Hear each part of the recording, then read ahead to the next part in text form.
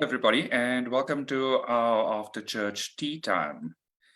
But today we're going to be looking at the sermon shared by Jose and Michaela on channeling your twin flame energy through your life purpose. And so I'd like to start off with something that stood out for me quite a bit, was just how we all have a specific purpose and how it's not going to look the same for everybody. And so I think one of the things that has stood out for me on this journey is letting go of the judgment and rather being open to the exploration. So I've done a couple of things in the church. I've mostly been in HR in my working career. I've even been a dance teacher at one point in my life. So it's very interesting because it's something that always catches me by surprise is when somebody says to me, "Oh, but you taught me this, and oh, you taught me that, and oh, you taught me that." I'm like, when did I do that? So I think something that probably stands out for me in all of that is be open to the process, because you don't always know what it's going to pan out to be. And it's something that came through in the sermon, is just allowing it to unfold. So yeah, I'm going to open with that, and I'm going to find out from the rest of the team, how do you feel? What has stood out for you today in today's sermon? I like that you started off with being open to the process and not judging, because I would say for me, life purpose helped me a lot with mental health. Because before I used to ask God a lot, like, God, why am I here? Like, what is the purpose of me being here? And I just wanted to share the gratitude that I have with having a unique purpose and knowing that the joy that life purpose brings me also brings the same joy to God. Um, yeah, that's pretty much what I want to say at this moment. Oh, that's so beautiful. Yeah, I can totally relate to that, and like the mental health challenge aspect too. Like in my own twin flame journey, I've noticed that as I go deeper into healing, just different challenges, like those challenges have actually been a barrier to work, to life purpose. And it's like as I heal each layer, I feel closer to God, because really your ability to work and to live your life purpose is so embodied in your relationship with God. So, like my little glasses, I healed my upsets about my glasses, like with the headache thing. And then it took quite a while of healing through the layers of that. And then when I healed it, I felt so good at receiving my glasses, and then I was able to work more because it got rid of those migraines. So I was like, it's a big deal, work and one's relationship with God. I'm just happy to continue to expand in that and get closer to God in my life purpose. I like that you mentioned that your life purpose has gotten you closer to God in your journey, because I think that's something that we probably didn't realize was happening as we embarked on this twin flame journey. So one of the things that has always stood out for me was that I had a very uncomfortable relationship with church.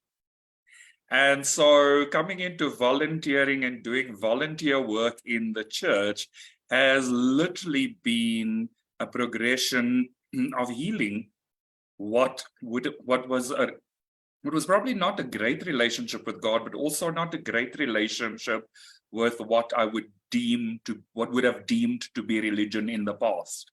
And so the spiritual component of the twin flame journey has been a big healing component for me, and it's something that Michaela shared in terms of really building your foundation, because sometimes you don't quite know what your foundation should be. You kind of feel like this is my life and this is who I am and this is what life has given me and I have to carry on with it. And then you just embark on your spiritual journey and your twin flame journey, and you start to just realize how the components that you thought were you may not completely have been you, but rather conditioning. So in doing the volunteer work and in exploring certain volunteer opportunities, exploring life purpose, it's kind of helped me to reassess that foundation. And a lot of it has been about uprooting things that weren't healthy in my relationship with God or my perception of God. And therefore my relationship with God, my relationship with church. And so it's been an extraordinary journey of just kind of unpacking those things. Because, and it's something that I've learned a long time ago, is that we carry this suitcase with us. And we don't quite know what's in the suitcase. And then we open the suitcase, and the things that we find in the suitcase are not the things that we might need for the journey. So, it's like rock climbing, and not having a pick or not having a rope. You can't really expect to ascend that rock face without the correct tools. And so I feel like the spiritual journey has started to reshape the toolkit and help me understand my true foundation, which is probably the bigger work that has happened on my journey so far.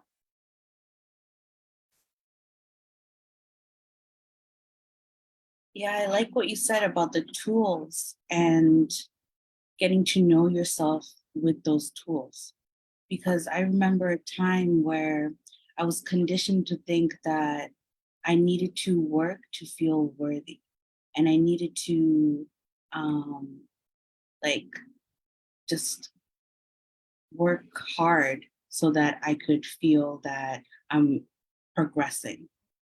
But as I learned more about joy and the purpose of spreading joy, I recognized that God doesn't really want me to take from myself in that way, and to actually, have your own journey of realizing yourself and your relationship with God, to see what is joy and what is balance, instead of carrying that luggage with you and thinking that that's what you need to climb the mountain, when all you really need was the rope and the pick, and you didn't have to carry all that with you. So at first I thought that life purpose was very daunting, because of course, God wants me to work hard, but the meaning of working hard now is so completely different than what I used to think. And now it's a joyful working hard. You don't mind going, or keep going, because it not only gives you joy, but it also, like my coach Michaela had mentioned yesterday in one of our sessions, that someone has given a calling out for your life purpose. Someone is, asking the universe to receive the gift that you are with your life purpose. So knowing that is just so joyful, that it's not only purposeful for yourself and your joy, but it helps someone else too.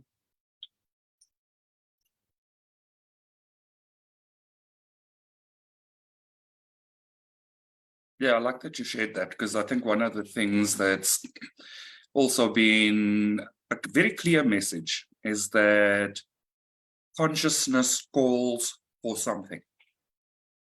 And in following our life purpose, or even just having a conversation with somebody, or maybe even just giving them a smile, you're responding to the call of consciousness in that way. And it's something that's you constantly have to remind yourself that there's a purpose to these things. There's a purpose to everything. And so nothing is random. So, like when I started, I had such a laugh because when I started, somebody said to me, "Would you like to join the Going Live team?" I was like, "Sorry, what? You want me to do what?" Go live. And so, yeah, I like, it's what, probably 3 or 4 years later. But when I started off, it was like, no, what are you smoking kind of thing. And then, so the options were, well, you could join the Go Live team, or what was the other thing? Editing. I was like, And you're so wonderful at it too. Like, but this is the thing and I think it's something that Jose and Michaela shared, is that sometimes you just don't see it. You're blinkered to the talent that you actually have. And I think Manuela also mentioned it in an intro or outro. You sometimes are closed off to seeing the talent that you have and the gift that you can give. And literally, going live was not something that I thought was a gift I was going to be giving. But here I am 3, 4 years later, still doing it, and I enjoy doing it. I know it's not the final thing, but it kind of has stacked up. There's always something. There's always a new skill to be learned. I mean, when I started with it, I was uploading things to YouTube at some point where I'd never ever touched YouTube. Sometimes YouTube actually irritated me. But it was also, again, one of those things that it's toolkit stuff. It's kind of toolkit stuff. You get to understand how these things work because you're open to the opportunity or the ask. There's a call, there's a need, you respond to the need, and you actually grow because of it. mm-hmm. Yeah. Thank you for mentioning responding to that need, because I remember, like, even now I have a hard time responding because of control. There's like you said, you didn't think you would be doing lives. And for me, it's the same thing. Like, I didn't think I would be, showing houses or becoming a developer. And I would control that. I would be like, okay, I like all these aspects, but this aspect I don't like. So I'm going to avoid it. And because I avoided it, I'm avoiding skills that I need to build for my foundation. And although I may think that I don't like it, it's not going to bring me joy, there is a purpose to it in all aspects of your life purpose. And at times you will transcend that. Sometimes you need to do it more and more until you transcend it. Or sometimes you may end up really enjoying it and thinking, oh no, what was I thinking? I actually enjoy this a lot. So yeah, it's safe to release control on how your life purpose unfolds for you. Yeah. I know what you're saying about that. Like, sometimes we just can't see, or we're just so numbed out to ourselves that we can't feel that something is our purpose, and then it's revealed. But the only way it's revealed is by doing inner work. And yeah, like this happened to me recently because I've always loved to do art, always. Ever since I was even just like a small child, I was always drawing. And now, age 33, I'm still drawing, painting. So like recently I kind of went through a block where I thought God was asking me to let go of being an artist. I was gutted. I was like, oh no, please God, please don't let me let go of that.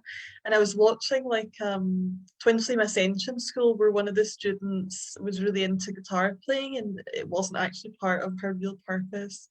So I thought that, I was supposed to let go of doing the painting, and it was just like a hobby on the side. And when I healed through the block, then I realized, no, this is a part of my purpose. It's a really important part of me. And then I healed blocks related to attracting abundance through that. And like, honestly, like I wasn't attracting, no one was buying my paintings. And then I healed through blocks, and it's like been amazing. Now I've got people like buying my art and or like, oh, I want to, would you channel a painting for me and twin flame painting? And I'm like, oh, amazing, my gift has been received. So yeah, like we just don't know until we move through the blocks, like if it's something short term or long term. But I've had the experience the other way where I've thought, okay, I'm supposed to be a tarot card reader or something like that, and then as I heal through, then that falls off. So yeah, we just don't know until we move through the blocks. Mhm. Yeah. Yeah, I agree with you. I think that's one of the probably the biggest wins on this journey is learning how to feel your feelings so that you can move through those upsets and those blocks. Because I feel like we and probably for a long time it was kind of this energy of just existing, just going with the flow. You know, you're taking one step after the next step after the next step, but you're actually not really conscious of either progressing or falling backwards. You're kind of very automatic pilot. And I think it's what you spoke to Nadia around, that we must work hard thing. I think we all grow up with that, and we get told in certain instances, this is the type of career you need to have to make money. And, you know, this hustle culture that has sprung up across generations. So you find exhaustion in your existence. And then you start to explore what really makes my heart sing. And that's the thing, you know, that's the thing, that the thing that ignites your joy, which is also something that came through in the sermon, is just what makes me joyful. And it's like you were talking to Valentina where you said, like, I used to enjoy this, but I was like, is that really my purpose? The thing is, it could be components, but again, you kind of need to be open to the exploration. And that's probably one of the things that I was most against from a work point of view when I started out. So there wasn't a lot of exploration. And in all honesty, I studied psychology. I was not going to be a psychologist. I don't know what I was planning to do with psychology, but I studied psychology. Like literally, I started off in my first year of university with one psychology subject, one sociology subject. And then, of course, I had to choose two more. So I chose English and one of the native languages in South Africa. And I didn't know what I was going to do with it. Second year was 6 psychology modules and 2 sociology modules. Third year was 4 psychology modules and 4 sociology modules. And even at the end of the first 3-year degree, I didn't want to be a psychologist, and I didn't know what I wanted to do. After all of that money and all of that time and all of that effort and all of that energy, I studied psychology. I had no idea what I was going to do with psychology, because when I started studying psychology, my purpose was actually to understand myself better. And I think, you know, that journey and that learning has just helped me be able to interact with people at their level and not expect people to interact with me at my level. Like, meet people where they live and have the journey together if you choose to. But again, I mean, I ended up in HR after 4 years of studying by default. So I've always told people that HR called me. I didn't call HR. And then I spent 18 years in HR. And I'm in HR again, you know, kind of thing. So again, you know, the passion of wanting to understand myself is what eventually led me into working with people. Because from all of that work and all of that introspection, I found the place where I could understand and connect with people and help them understand certain things. And so, yes, the teachings of union and having become a certified Ascension coach was all part of the process. but it was also part of the process that led me to be able to connect with people in this way. But we don't, and it's very important, as you said, Nadia, to let go of the control. Because I didn't know what it was going to lead to, but I'm glad that it led here. Yeah, like you said, it is part of the purpose. There was a reason for you to take psychology, and there is a reason for you to be in human services because you are servicing humanity. So, although you may think that it looks like, oh, I'm just floating into space, there is a honing device within us. Even if it's a very small noise, it does pull us to a certain direction for a certain reason.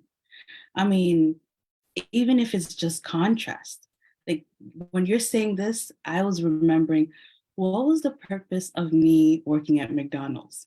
There was no purpose of me working there other than like I'm thinking that now I needed to see that contrast. I needed to experience that kind of life and to, of course, I was very young and I needed a job. And it was a very hard job. It was very disrespectful. I got money thrown at me at a certain point. I know. So it's like, but that was a purpose, like for me to think like, I never want to do this again. And nothing against McDonald's. Like, I loved like Jeff and Shaleia when they mentioned the Coke theory or McDonald theory of how pristine and how much they know their product and how systematic they are in their success. For me to see that and see how they work in their management team was much needed. But if I were to tell someone, like, take a job at McDonald's, that's what you're called for at a certain time, they would think I was crazy. But really, every single thing that you go through, there's a purpose to it. And whether it's purposeful with the contrast or just purposeful with that joy, it really depends on where you're at your journey.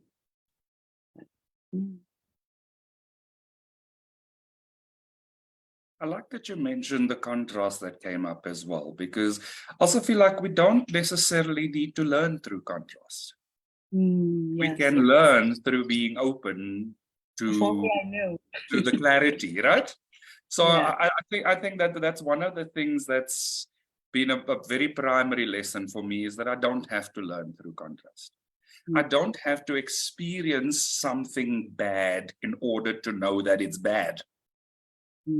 And so choosing to learn in a way that's compassionate is probably a really good choice. Yeah, I learned that now, so I'm grateful for that. Yeah.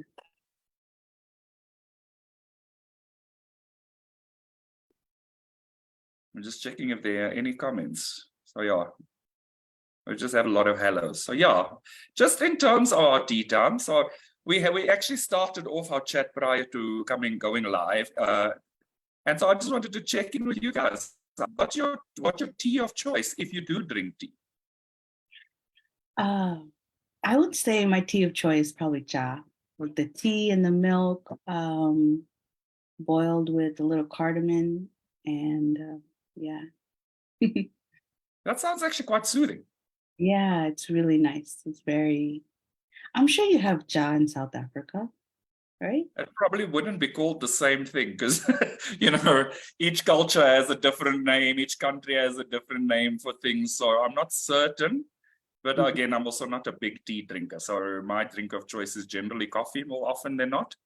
Yeah. But, then there are those moments when I will have a peppermint tea or a ginger tea just to calm my nerves. Chamomile sometimes even works quite well. So I have varieties of tea in my house that stay for a very long time. Yeah. How about you, Valentina? That's cha, right? Yeah. Cha. I'm not sure if you like it though. I'm not sure if you like cha or chai. Chai Yeah. tea. I do like it. Yeah. I actually hadn't, I mean, I worked in an Indian restaurant before and I drank some chai tea when I was like working there. But since then, since being a teenager working in that restaurant, I hadn't drank chai tea until I came to India. So it's good, yeah. It's one of my favorite things about India is the chai Awesome. tea. The chai is really good. Mhm. Yeah. But I've been avoiding caffeine, so I've just, I don't know, it's been boiling water. But yeah, when we're talking about the tea and you were saying you had a collection there, Granville. It just reminded me of in Berlin, like I would try different teas and like I don't know why. They had such a variety of teas in that city. There was a cola tea that I got one time, but like they had everything, like absolutely every flavor you can imagine. And I had I'm this very cola curious to know what a cola tea tasted like. It's yeah, well, I think it smelled better than it tasted. So that was one of the ones that ended up just staying in my cupboards. I was like, oh, cola tea, how cool, interesting. And then I didn't really have it anymore. So I would collect lots of tea because I would try so many different types of tea over there. So yeah, yeah. Something else I was going to share as well. About the sermon today. I just it was very inspiring. I really loved it. And just to say thank you to Jose and Michaela for like being a role model, really role modeling in this area for us. And yeah, I love their sermons and I know that life purpose is a like really important topic for them. So it was very inspiring and it just makes me want to go deeper and deeper into my life purpose. I just feel inspired to do that. Mhm. Yeah. They mentioned about respect and fulfillment, like, and appreciating your talent. That really stood out to me because I never really thought about it that way. Like, you're right. Respecting and appreciating your talent is a whole other level of like accepting it. Because before I used to think that I was burdened with this life purpose. Like, how could I have be able to fulfill it? But really, when I look at it in the other sense of respecting it and appreciating it, I understand that it was given for a purpose and for a reason. And not only respecting that, but respecting myself because of that. So, yeah, what they were speaking about was phenomenal. And I do appreciate the way that they went deep into their life purpose so that they're able to share such wisdom. Mm. Yeah, I agree with you. And I think something that kind of triggered a thought in my mind was, we are so comfortable to try things like different teas, Mhm. but we're not always comfortable to try playing out our various talents. Mm. And I think we need to there's probably it's just a thought, just like probably getting out of our own way. Like, and I think it came through in the card reading where Mina shared the joy that she saw in the card with Jesus looking at this little boy playing with the flower, and just that energy of ask and it shall be given to you. Mm. And so it kind of just triggered the thought to me, like, ask for clarity in this space, ask, and sometimes take that first step. It doesn't have to uproot your life, but you do need to be open to the exploration. And in general, that exploration is generally not going to be a painful or uncomfortable thing. You explore it and you will find whether there's a joy and a fulfillment coming through in that exploration, which then encourages you to take it further. If joy and fulfillment doesn't come through and it feels like it's heavy, that speaks to an energy leak, and then you know that's not where your energy is meant to be going. And so I think we need to, and again, it's literally coming back to that picture of a child just, naturally exploring, naturally being curious about life. And I think as we grow up and we start to work and we start to have to become these supposedly responsible adults, we very quickly let go of the desire to be curious, the desire to learn. And I think that's probably going to be more beneficial in our lives, is to maintain that desire to be curious. Does this work for me? Will it work for me? Can it work for me?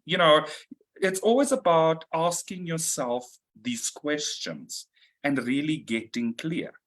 And the clarity comes in asking the question and being still, and sometimes trying something out and being still.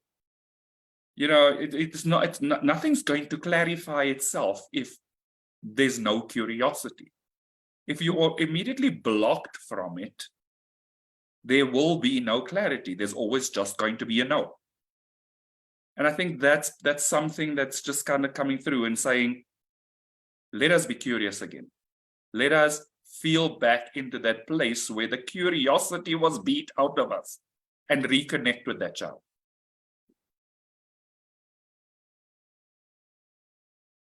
Yeah, to think that we don't have to worry about our financial stability and security, and we're free to be playful and curious about our joys.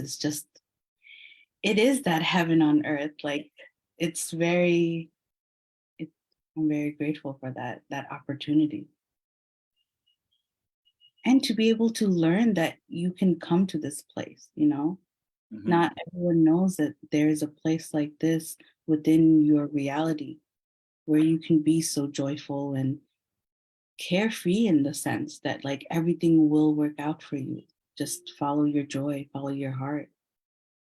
It's very beautiful. I did like Mina's card readings about ask and you shall receive. I think I wrote down, oh yes, about one of the cards, your boundaries, your energy, making sure that you utilize your energy in the best way for yourself, and not always I used to think that okay, I don't feel fulfilled here, but maybe I'll just keep giving and I'll feel fulfilled somewhere else, and then there will be a balance. But now I realize that no, at that very moment where I'm giving somewhere, that's also open to receiving as well. It should be, that same transaction should be a give and a take, not just a give here and a receive from somewhere else. Every avenue of your life should be a give and take. So yes, I do have a slightly different take on it, because I don't feel like everything will give back immediately in that way. It comes through in other ways. So it literally is about being open to receiving. Because naturally we tend to want to give, and that naturally opens us to receiving, because as you said, it's a two-way street, and it doesn't always come through in the way that we think it's going to come through. And that's what I'm saying. Sometimes that exploration of life purpose also comes through differently. Somebody might ask you to take on a task, and you'll be like, I feel so underqualified for this. And yet you try and do it, and it gives you the greatest joy. But that wouldn't have come through if you weren't open to receiving. Because you don't always know until you're healing and on your healing journey. You don't always know how much talent or even a gift you have in a certain place that somebody's asking for. And so they ask for this gift, and you're like, is that really my talent? But if you chose to be open with the giving of your gift, it's going to bear fruit. And I think that's the purpose. That was one of the primary lessons and messages of the sermon, is that the giving of the gift is what brings the joy and allows the gift to expand. And so the thing that stood out for me was when Michaela and Jose said, you know, God gives you this gift and then watches. What are you going to do with it? And sometimes the doing with it might just be a little bit of encouragement on the side from somebody saying, do this for me, or do that for me, or do this with me. You know, it comes through in various ways. So I think that sense of the give and take is very universal, but it may just come through in different ways. Yeah, I mean, I understand what you're saying. I think I meant to say is like, if it's not bringing you joy, that's the receiving part, that sometimes I would do things that would not bring joy, even continuously to do them. So whether it's like you'll receive that result later or very soon, but are you receiving that joy now? Are you feeling that heart's calling now? So it's safe to recognize when something doesn't do that for you. And it's safe to recognize when it does do that, and it may even become bigger and bigger over time. So. Awesome. Yeah. So any concluding thoughts from any of you? Because I'm starting to feel pretty much complete with the conversation today. Yeah, I wanted to mention about when you get to know yourself, you also get to know where and how you want to spend your energy. Like for me, I know I'm an introvert and I'm a projector. So doing things that are not for my design, it's not going to benefit me. If anything, me getting to know my design and utilizing it for the best of my purpose is really what will get me the most joy and will be the most beneficial for other people. Like if I'm out of my element and I'm doing something that doesn't feel good to me, other people will recognize that and be like, oh, that doesn't really feel good to me either. Doreen, was it Doreen Virtue, the card reader or card creator, that it wasn't really her life purpose to create cards, was it? I'm not sure what it was, but like she completely like threw away with creating cards and tarot cards because she thought it was like working with the devil, even though she was very good at it. But if that wasn't her life purpose, it would probably not have turned out like it turned out that way because it wasn't her life purpose. And maybe she was doing it for a reason, but recognized that that's not meant for her. And instead of accepting that, it kind of dragged into a lot of energy for her to the point where she became very unsatisfied. So that example comes to my head. Yeah, no, I mean, you know what? In all honesty, some things are a shorter life cycle than others, and I think, as you said, there's a point at which you need to understand whether something's bringing you joy or not. And the whole purpose of your life purpose is to follow your bliss. Mm-hmm.